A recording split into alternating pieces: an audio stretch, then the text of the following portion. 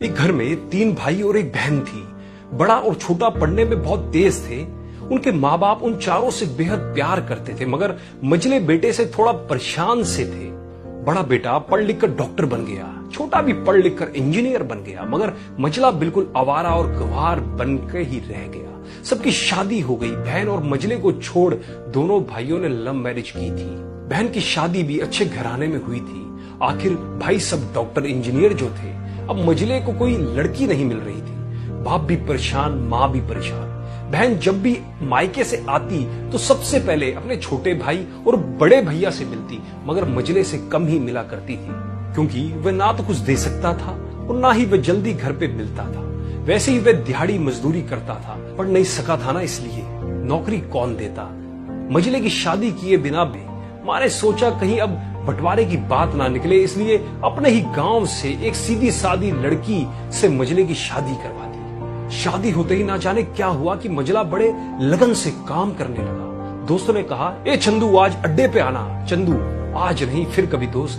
अरे तू शादी के बाद तो जैसे बीवी का गुलाम ही हो गया है। चंदू बोला, अरे ऐसी बात नहीं, कल मैं अकेला एक पेट था तो अपने रोटी के हिस्से कमा लेता था, अब 2 पेट है, आजकल और होगा। घर वाले नलायक कहते थे पर चलता था, मगर मेरी पत्नी मुझे कभी नलायक कहे तो मेरी मर्दानगी पर एक भद्दी गाली है, क्योंकि एक पत्नी के लिए उसका पति उसका घमंड, इज्जत और उम्मीद होता है। उसके घर वालों ने भी तो मुझ पर भरोसा करके ही अपनी बेटी दी होगी, फिर उनका भरोसा कैसे तोड़ सकता हूँ। इधर घर पे बड़ा और छोटा भाई और उनकी पत्नियां मिलकर आपस में फैसला करते हैं कि जायदाद का बंटवारा हो जाए, क्योंकि हम दोनों लाखों कमाते हैं मगर मझला ना के बराबर कमाता है। ऐसा नहीं होगा। माँ के लाख मना करने पर भी बंटवारे की तारीख तय होती है। बहन भी आ जाती है, मगर चंदू है कि काम पे निकलने के लिए बाहर आता है।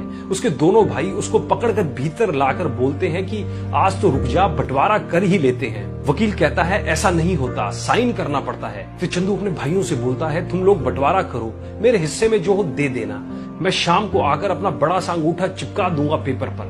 बहन, अरे बेवकूफ, तू गवार का गवार ही रहेगा, तेरी किस्मत अच्छी है कि तुझे इतने अच्छे भाई और भैया मिले। फिर माँ भी बोली, अरे चंदू आज रुक जा।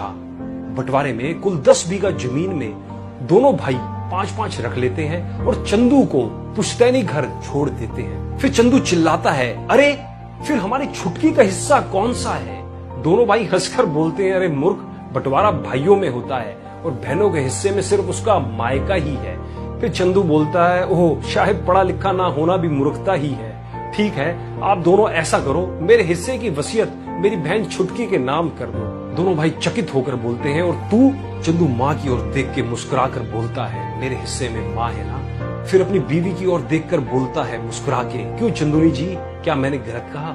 चंदूनी अपनी सास से लिपट कर कहती है, इससे बड़ी वसीयत क्या होगी मेरे लिए कि मुझे माँ जैसी सासू मिली और बाप जैसा ख्याल रखने वाला पति।